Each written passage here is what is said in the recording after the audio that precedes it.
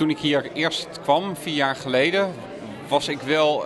Ik schrok wel een beetje van hoe slecht het toch wel ging met Oranjestad, de binnenstad. Ik vond ook dat er wel heel makkelijk aan de randen werd gebouwd. We kappen een paar cactussen, om het zo te zeggen, en bouwen er een huis of een shop of wat dan ook.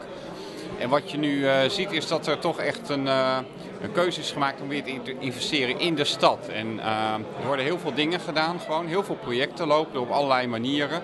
En wat dat betreft denk ik dat er echt wel een goede weg is ingeslagen. En we zijn er nog niet natuurlijk op, maar ik denk dat het is echt een andere manier van denken. En het gaat echt vanuit van dat je een mooie Aruba wilt maken, dat je verder kijkt dan komend jaar alleen, maar dat je echt nadenkt over wat wil Aruba zijn over 10 jaar, 15 jaar, hoe moet het er dan uitzien. Mensen mogen zelf ook initiatief nemen om plannen te maken. En ik vind het wel mooi als je dan ziet in wijken zoals Rancho en dat soort wijken, dat er van onderop ook heel veel ideeën komen om iets te maken en plannen te maken om daar mee aan de slag te gaan.